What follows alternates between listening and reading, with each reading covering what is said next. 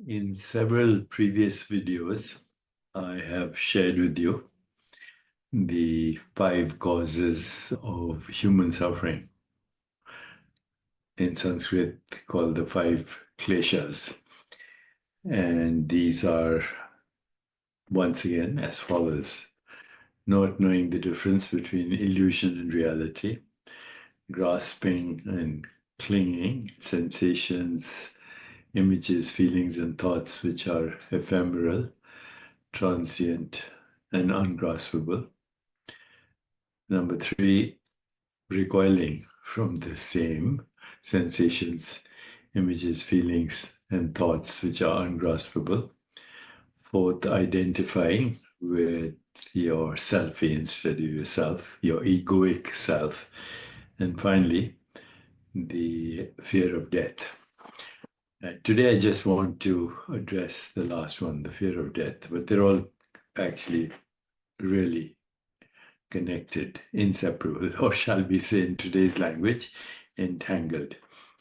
So first, let's address the concepts of birth and death, which are often perceived as absolute realities, but they are fundamentally human constructs arising from the subject-object split created by thought. Thought is the culprit.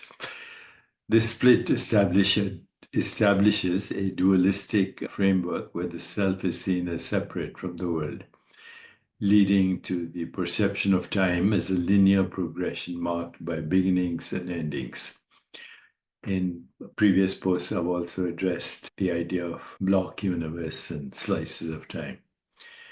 But right now, just address this notion of time, along with ideas of birth and death, is deeply rooted in the limitations of thought itself. To transcend thought is to transcend these constructs and recognize a deeper truth about our existence. When we move beyond thought, we step out of the confines of the subject-object dichotomy into a state of timeless awareness. In this state, the notions of birth and death dissolve into appearances, just temporary manifestations such as sensations, images, feelings, and of course, thought. Thought is entangled with all of what I just said. Right now, I'm conveying this message through my thoughts, which are totally unreliable. Anyway, these phenomena rise and subside like waves on the surface of an ocean, but hold no independent or intrinsic reality. They're simply movements within consciousness, not markers of a beginning or an end. True transcendence lies in realizing our identity as timeless being. This realization is not an intellectual understanding, although I'm trying to attempt that, but a direct experience of our essence beyond thought. In this state, we are not defined by the transient vrittis, the fluctuations of mind, but an unchanging awareness that exists beyond time. Birth and death, then, are no longer seen as definitive events, but as part of a continuous play of appearances within this timeless presence.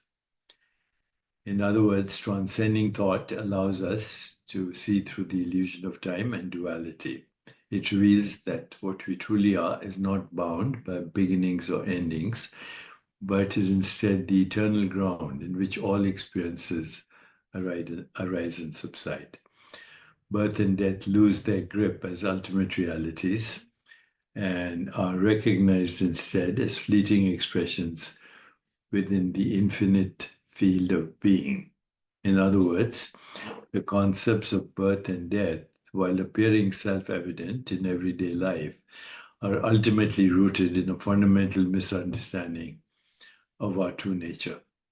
This misunderstanding arises from a mistaken identification with the body-mind complex and the egoic self, a limited sense of I that is bound by time, space, and a fixed individuality. By misidentifying ourselves with these transient phenomena, we mistakenly perceive beginnings, birth, and endings, death, as absolute realities. However, when this mistaken identity is transcended, it becomes clear that birth and death are merely conceptual constructs with no intrinsic reality. At the heart of the belief in birth and death is the assumption that we are our physical bodies and mental processes. The body has a discernible beginning, birth, and an end, death, while thoughts, emotions, sensations continuously arise and subside throughout life. When we equate ourselves with this ever-changing body-mind apparatus, we naturally view ourselves as entities subject to time, defined by a starting point, birth, and an end point, death. This identification is a misperception. The body-mind is not the essence of who we are, but rather an object within our awareness, just as clouds appear and disappear in the sky without altering the sky itself.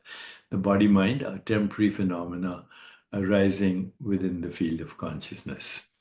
Mistaking these ephemeral forms for our true identity leads to the illusion that we are born into existence and one day cease to exist.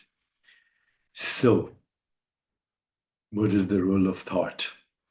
Well, the concepts of birth and death arise from dualistic thinking, which divides reality into opposites, subject and object, self and other, beginning and end. Thought imposes this duality onto experience by fragmenting the seamless flow of existence into discrete events. In doing so, it creates a timeline where I am born at one point and die at another.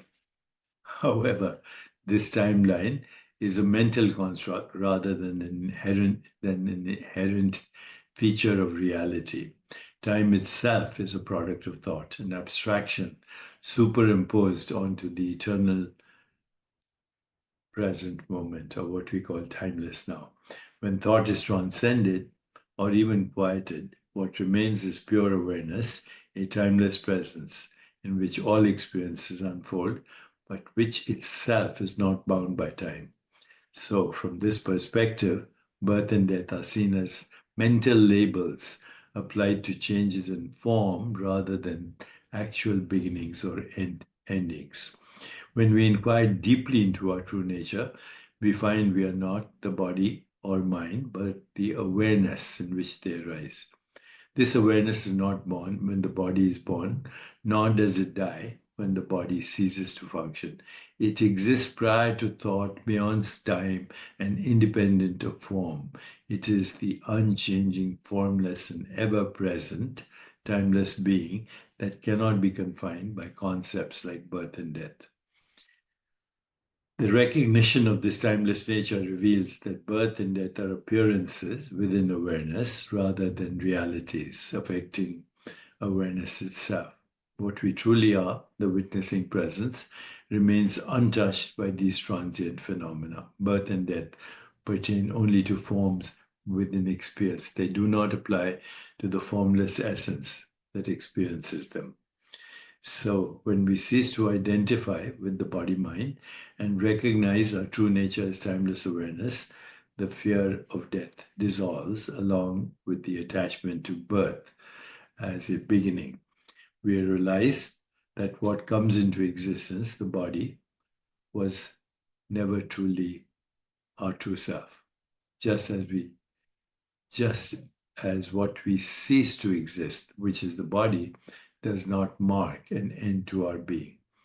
This shift in perspective has profound implications for how we live. It frees us from clinging to transient forms and allows us to rest in the peace of knowing ourselves as eternal presence. Birth and death become not existential events, but as movements within a greater wholeness, as once again, waves rising and falling on an infinite ocean. So, my friends, our true identity is timeless presence, a formless presence untouched by beginnings or endings. Recognizing this truth dissolves the illusion of birth and death, allowing us to live with freedom, clarity, and peace in alignment with our true essence, timeless being. So simple. This is my current book, Digital Dharma, How AI Can Elevate Spiritual Intelligence and Personal Well-Being. And please continue to engage with me by going to deepakchopra.ai, which is now happening a lot, and I'm grateful for your participation. Thank you.